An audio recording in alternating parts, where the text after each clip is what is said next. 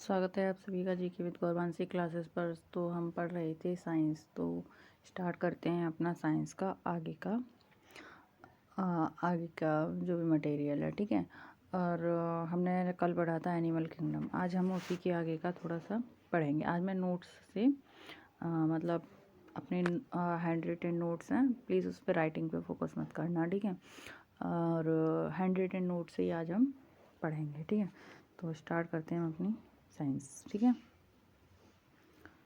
मैंने जैसे कि बताया था आपको कि हम आज पढ़ेंगे पाचन तथा अवशोषण। क्या पढ़ेंगे? पाचन तथा अवशोषण, ठीक है। तो इसको हम रोटेट कर लेते हैं थोड़ा, ठीक है। तो इसी से पढ़ेंगे आज हम अपना पाचन और अवशोषण, ठीक है। चलिए, आपको दिख रहा होगा वैसे तो क्लियर, ठीक है। चलिए, हाँ जी। सबसे पहले बात करते हैं पाचन तथा अवशोषण की। पाचन तथा अवशोषण में पहले तो हमें ये पता होना चाहिए कि पाचन होता क्या है, ठीक है। पाचन हमारा शरीर भोजन में उपस्थित विभिन्न जैव रसायनों को उनके मूल रूप में उपयोग नहीं कर पाता है। मतलब जो जैव रसायन होते हैं उनको मूल रूप में उपयोग नहीं कर पाता है, ठीक है। तो इसीलिए और मतलब नहीं कर पाता है। अतः पाचन तंत्र द्वारा उनके छोटे छोटे अणुओं में विभाजित कर साधारण पदार्थों में परिवर्तित कर देता है, ठीक है ना। साधारण पदार्थों में परिवर्तित कर देता है, ठीक है।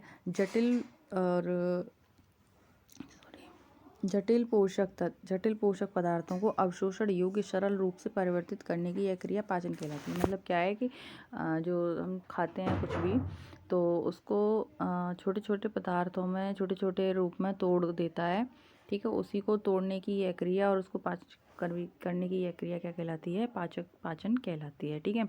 अब पोषण क्या होता है? पोषण शरीर को विभिन्न क्रियाओं के लिए पोषण की आवश्यकता होती है। खाद्य प्राप्ति के आधार पर जीवधारियों को दो आधारों में क्या किया गया है? दो आधारों में बांटा गया है, ठीक है। एक स्वपोषी होती है, एक परपोषी या परजीवी होते हैं, जैसे मैंने आपको बताया था अभी, ठीक है। अभी मतलब पहले जो लास्ट क्लासेज जो होती है उसमें बताया था स्वपोषी और परजीवी या विषमपोषी क्या होता है, ठीक, परपोषी क्या होता है, ठीक है। तो सेम वही है। और इसके बाद बात करते हैं स्वपोषी होता क्या? ऑटोट्रॉप्स जैसे बोलते हैं। स्वपोषी मतलब भोजन की वह विधि जिसमें जीव अपना भोजन स्वयं संश्लेषित करते हैं, ठीक है। ये दो प्रकार की होती है। प्रकाश संश्लेषी होती है पहली तो प्रकाश संश्लेषी के बारे में बात करते हैं। प्रकाश संश्लेषी में तो आपको पता चल रहा होगा कि यहाँ पौधों की ही बात हो रही है। पौधे सूर्य के प्रकाश में जल तथा कार्बन डाइऑक्साइड की उपस्थिति में कुछ अन्य अकार्बनिक पदार्थों के साथ मिलकर अपना भोजन स्वयं बनाते हैं। इस क्रिया को प्रकाश संश्लेषण कहते हैं तथा यह पौधे क्या कहलाते हैं? प्रकाश संश्लेषी कहलाते हैं। क्या करते हैं पौधे? सूर्य के प्रकाश में जल और कार्बन डाइऑक्साइड की उपस्थिति में अपना भोजन मतलब अन्य कार्बनिक पदार्थों के साथ मिलकर अपना भोजन बनाते हैं। इसी क्रिया को हम क्या कहते हैं? प्रकाश संश्लेषण। और वो पौधे प्रकाश संश्लेषी कहलाते हैं। तो ये हो गया स्वपोषी का पहला पार्ट। मतलब स्वपोषी में क्या हो गया? स्वपोषी में प्रकाश संश्लेषी हम किसे कहते हैं, ठीक है ना। अब बात करते हैं इसका जो सेकंड पार्ट है, ठीक है। तो हमने क्या क्या देख लिया? हमने देख लिया कि पाचन क्या होता है, पोषण क्या होता है और स्वपोषी क्या होता है।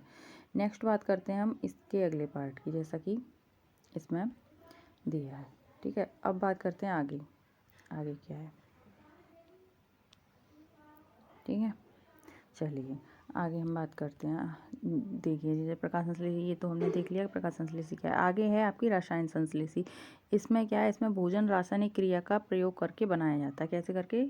रासायनिक क्रिया का प्रयोग करके। जैसे कि इसका एग्जाम्पल है आपका कीट बच्ची, जो पौधे होते हैं वो, जैसे पिचर प्लांट, जैसे घटपड़ी, ये ना कुछ इस तरीके से होता है।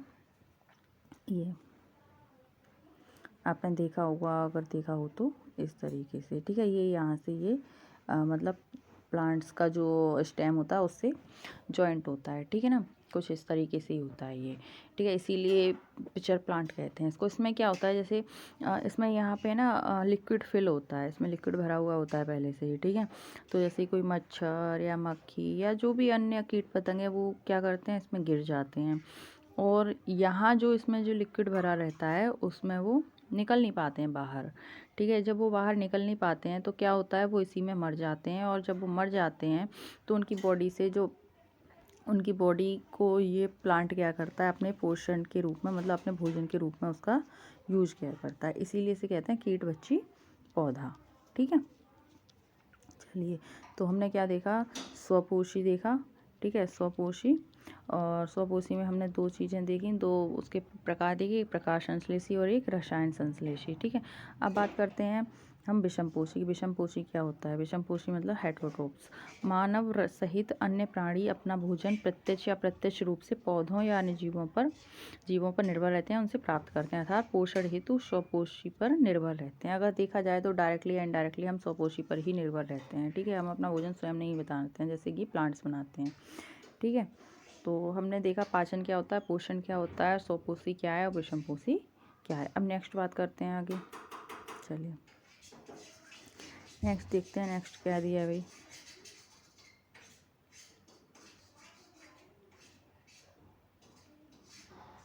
ठीक है, चलिए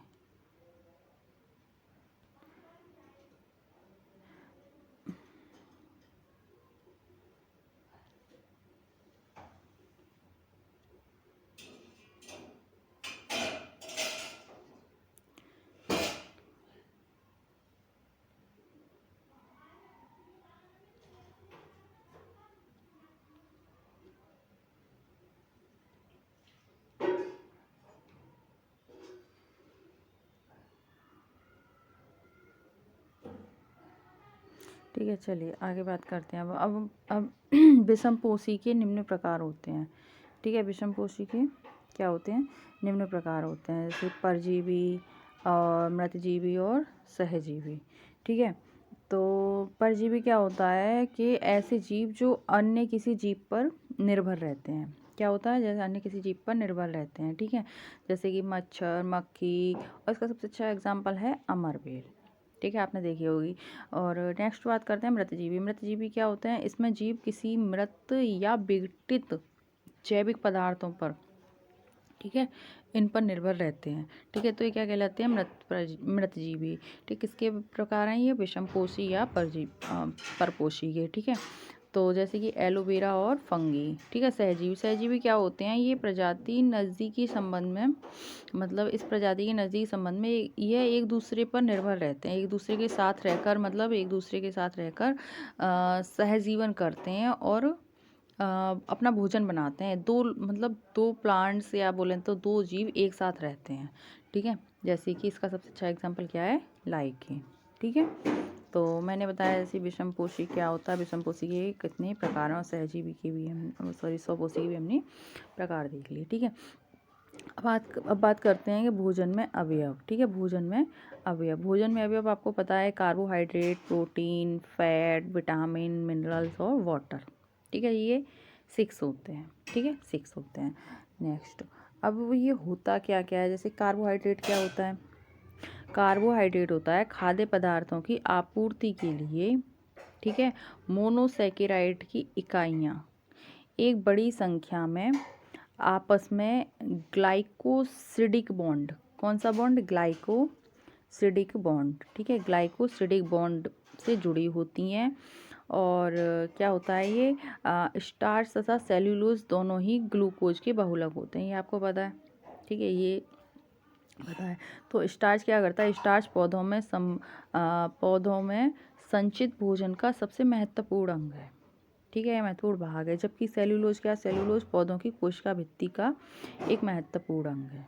कार्बोहाइड्रेट क्या होता है, कार्बोहाइड्रेट हमारे बॉडी में क्या होता है कि मोनोसैकेराइड की छोटी छोटी इकाइयों में या फिर एक बड़ी संख्या में आपस में ग्लाइकोसिडिक बॉन्ड से ये जुड़े रहता है, ठीक है।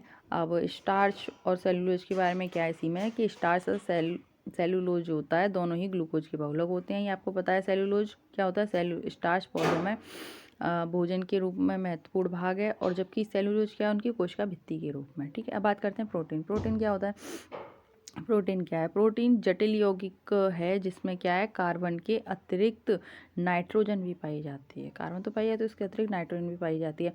प्रोटीन अमीनो अम्ल से मिलकर बने होते हैं तथा ये अमीनो अम्ल आपस में क्या बनाते हैं? पेप्टाइड बॉन्ड बनाते हैं। क्या? कौन सा बॉन्ड? Peptide bond. और उसमें कौन सा बन रहा था? ग्लूकोसिडिक बॉन्ड कार्बोहाइड्रेट में। ठीक है, ये कौन सा बनाते हैं? Peptide bond. ठीक है, इससे जुड़े होते हैं और जुड़े होते हैं शरीर में होने वाली विभिन्न क्रियाविधि में तथा वृद्धि के लिए प्रोटीन का प्रयोग होता है। ठीक है, तो हमने क्या देख लिया कि भोजन के अवयव में हमने कार्बोनेट और प्रोटीन आज देखा। ठीक है, अब हम नेक्स्ट देखते हैं। नेक्स्ट क्या है आपका? मैं इसको थोड़ा सा छोटा कर देती हूँ ताकि ये आपको बाद में देखने में दिक्कत ना हो। ठीक है, अब आई थिंक ये आपको सफिशिएंट होगा देखने में। ठीक है, चलिए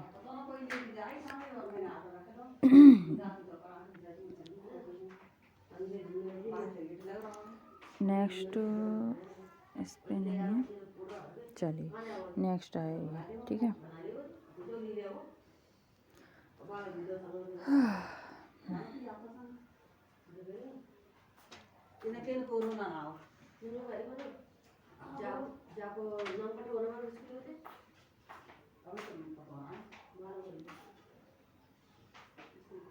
ठीक है, चलिए आगे बात करते हैं इसी के बारे में, जैसे हम प्रोटीन में पढ़ रहे थे। ठीक है, ये कहाँ कहाँ पे ये सहायक होती है। ठीक है, ठीक है, चलिए हम बात कर रहे थे प्रोटीन के बारे में। ठीक है ना, आज वॉइस थोड़ा बेटर नहीं है, उसके लिए सॉरी। ठीक है, आप मैनेज कर लेना, इसीलिए मैंने आज नोट्स मतलब ज़्यादा ज़रूरी समझे कि नोट्स से बनाने। ठीक है, तो सामान्यतः हम बात करते हैं अमीनो अम्ल। सामान्यतः अमीनो अम्ल क्या होते हैं? ये 20 होते हैं। इनकी संख्या कितनी होती है? 20। और ये क्या है? ये 2 प्रकार के होते हैं। ठीक है, कितने प्रकार के? 2 प्रकार के। एक तो वो जो हमारे लिए आवश्यक हैं। कौन से? एक वो जो हमारे लिए आवश्यक हैं और एक वो जो गैर आवश्यक हैं या अतात्विक हैं। ठीक है, तो आवश्यक के बारे में क्या है? आवश्यक के बारे में है कि मानव शरीर के अंदर इनका निर्माण नहीं होता है। जो आवश्यक हैं इनका मानव शरीर के अंदर निर्माण नहीं होता है। ठीक है, और जो गैर आवश्यक है इनका मानव शरीर के अंदर निर्माण होता है। ठीक है, और इन्हें हम क्या कर सकते हैं? जो मतलब हमारी बॉडी के अंदर नहीं बनते हैं, इनका निर्माण नहीं होता है, तो हम क्या कर सकते हैं इसके लिए कि यह आहार से हम ले सकते हैं। ठीक है, इनको आहार से ले सकते हैं तथा इनका उत्पादन तो होता है, लेकिन इन्हें ये कहाँ होता है? ये हमारे यकृत में रहता है, जो गैर आवश्यक हैं। ठीक है, कहाँ रहते हैं? हमारे यकृत में विद्यमान रहते हैं। ठीक है, अब जो आवश्यक हैं हमारे लिए, ठीक है, इनकी संख्या कितनी है? 9 है। कितनी है इनकी संख्या? 9 है।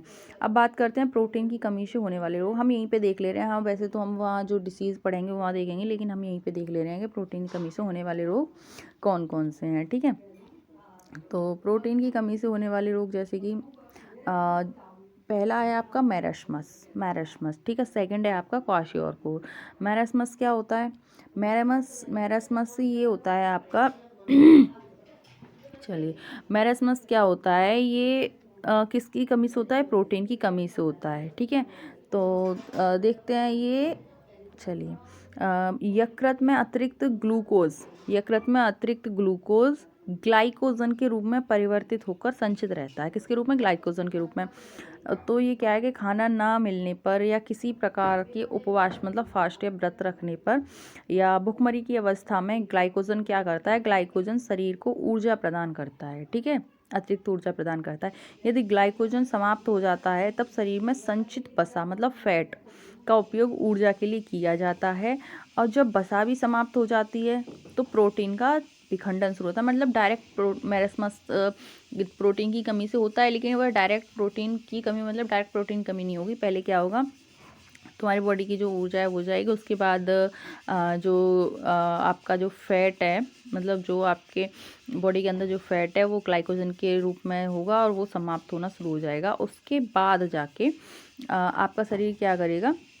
प्रोटीन का विखंडन शुरू हो जाएगा और वहाँ से कमी होना शुरू हो जाएगी, जिसके फलस्वरूप क्या होता है, जिसके फलस्वरूप प्रोटीन की कमी हो जाती है। प्रोटीन की कमी यह अवस्था, मतलब प्रोटीन की कमी की यह अवस्था क्या कहलाती है, मेरास्मस रोग कहलाती है। इसमें क्या होता है, यह शरीर की पेशियों का क्षय होना लगता है। पेशियां मतलब जो आपकी मसल्स हैं उनका क्षय होना शुरू हो जाता है, ठीक है। और इससे क्या होता है, इससे बच्चे अधिक प्रभावित होते हैं। अच्छा, वन लाइनर क्वेश्चन में पूछ लिया जाता है आपका कि बताइए मेरास्मस रोग किसके अंदर होता है, वयस्कों के अंदर या बच्चों के अंदर, ठीक है। तो ये किसके अंदर होता है, बच्चों के अंदर, ठीक है। चलिए आगे बात करते हैं। इससे क्या होता है, तो रोगी क्या होता है, दुबला पतला हो जाता है तथा कमज़ोर हो जाता है। बाल झड़ने के साथ साथ आंखें भीतर की ओर धंस जाती हैं। अब ऐसा नहीं है कि आप किसी के भी बाल झड़ रहे हो तो आप उसको बोलने लग जाओ कि आपको प्रोटीन की कमी हुई है, क्योंकि और भी रीज़न हो सकता है उसका, कोई भी बहुत सारी डिसीजेज होती हैं, ठीक है। अब बात करते हैं क्वाशियोरकोर। ये वजह जरूर याद रखना है कि ये किसके अंदर होता है, ये बच्चों के अंदर होता है, ठीक है। और क्वाशियोरकोर क्या है, क्वाशियोरकोर या भोजन में प्रोटीन की कमी हो जाती है। इसमें किसमें, भोजन में प्रोटीन, इसमें क्या होता है, प्रोटीन का क्षरण शुरू हो जाता है, इसमें भोजन में प्रोटीन की कमी हो जाती है। इस रोग में रक्त के प्लाज्मा में प्रोटीन की कमी हो जाती है, त्वचा पपड़ीदार सूखी हो जाती है, ठीक है। क्या हो जाता है, त्वचा पपड़ीदार सूखी हो जाती है, ठीक है। पेट तथा पैर फूल जाते हैं। इस रोग में शरीर में क्या होता है, इस रोग में शरीर में वर्णक की कमी हो जाती है, पिगमेंट्स, ठीक है, वर्णक की कमी हो जाती है, ठीक है।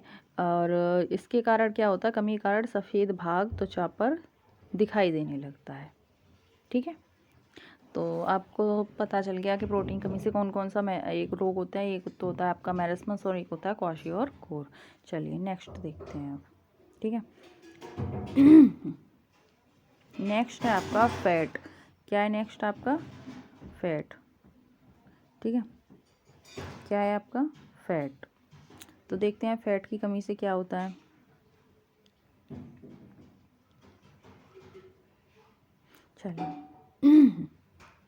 चलिए अब बात करते हैं फैट। फैट क्या होता है, इसको पचाने में, मतलब फैट को पचाने में शरीर को काफ़ी समय लगता है। भाई सॉलिड होती है, सॉलिड का मतलब फैट, ऑयली, जो भी हम ऑयली खाते हैं उससे फैट ही बढ़ता है हमारा, मतलब फैट ही होता है वो। तो ये क्या होता है, यह शरीर में अधिक मात्रा में होने पर नुकसानदायक हो जाती है। अगर फैट हमारी बॉडी में ज़्यादा हो जाएगी तो नुकसानदायक हो जाएगी।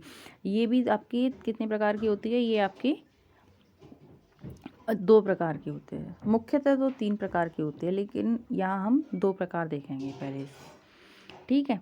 चलिए जैसे कि सबसे पहला आपका, यहाँ 2 ही लिख लेना, ये 2 ही होती है, यहाँ 3 लिख दिया मैंने, ठीक है। तो 2 प्रकार की होती है, एक तो आपकी सैचुरेट और एक अनसैचुरेट, मतलब एक संतृप्त और एक असंतृप्त।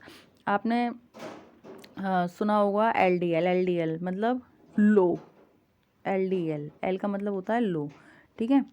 तो ये क्या होती है, ये खराब कोलेस्ट्रॉल होता है। क्या होता है, खराब कोलेस्ट्रॉल होता है। तो एक आपकी संतृप्त होती है, एक असंतृप्त होती है।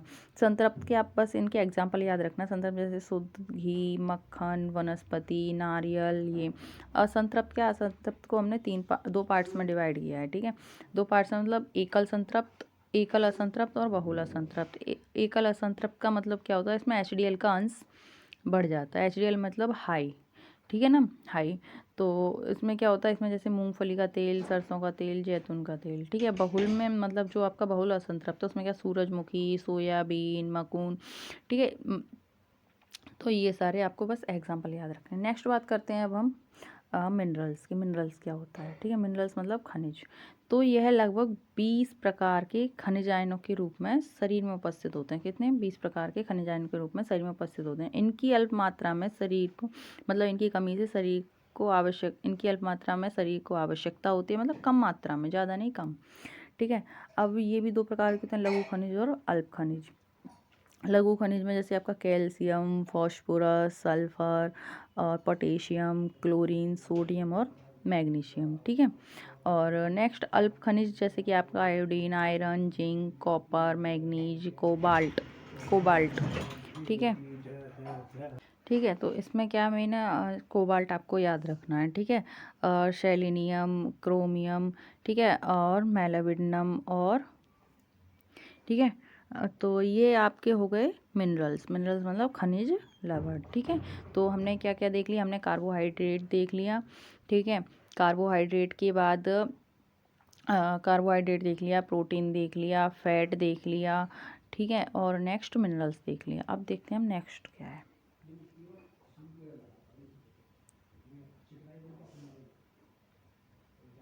तो आपके यहाँ तक तो हो गए मिनरल्स। के बाद आपका आएगा आगे जैसे विटामिन्स है, वाटर है। तो विटामिन्स को हम एक साथ पढ़ लेंगे, ठीक है।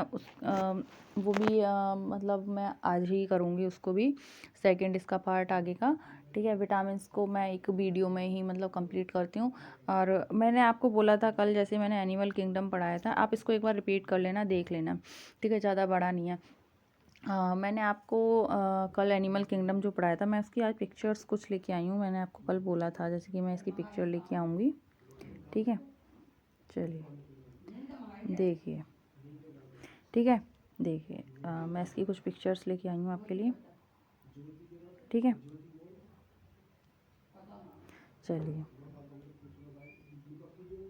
चलिए ये हैं इसके कुछ एग्जाम, जैसे कि मैंने आपको बताया था वर्टिब्रेटा और इनवर्टिब्रेटा, ठीक है। वर्टिब्रेटा का मतलब होता है जिसमें बैकबोन होती है, और इनवर्टिब्रेटा जिसमें बैकबोन नहीं होती। जैसे कि उसमें आपका बर्ड्स, फिश, मैमल, रेप्टाइल्स, ये हमने देखे थे। एम्फीबियन मैंने बोला था, फ्रॉग उसका सबसे अच्छा एग्जाम्पल है, ठीक है। पोरीफेरा, ठीक है। Porifera, Cnidaria, Annelida, Mollusca, Platyhelminthes, Echinodermata. And मैंने बोला था कि ऑर्थोपोडा सबसे बड़ा संघ होता है जिसमें, ठीक है ना, ऑर्थोपोडा में ठीक है। ये देखिए जैसे इंसेक्ट्स हो गया, मायरियोपोडा, ठीक है। तो ये सब इसके एग्जाम्पल हैं, ठीक है। ये मोलस्का दिख रहा होगा, मैंने बोला था कैल्शियम से इनका मतलब बाहरी कवच बना रहता है, जैसे स्नेल, जैसे ये घोंघा जो है आपका, ठीक है। अब नेक्स्ट और है इसकी एक और पिक्चर, आप उसे भी देख लो, ठीक है।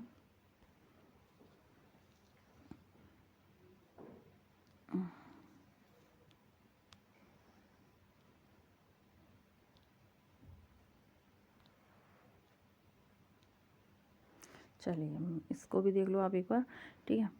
वैसे तो आप लोगों ने ये मतलब पढ़ाई है तो वही, ठीक है। बैकबोन, और बैकबोन जिसमें नहीं होती, वर्टिब्रेटा, जैसे कि जो वर्टिब्रेटा होते हैं जिसमें बैकबोन होती है, ठीक है, उनमें भी मैंने आपको बताया था समतापी और समतापी, मतलब वार्म ब्लडेड और कोल्ड ब्लडेड, ठीक है। तो वार्म ब्लडेड में जैसे मैमल्स आते हैं आपके, मैंने बताया था कुत्ता, बिल्ली, भैंस एंड ह्यूमन।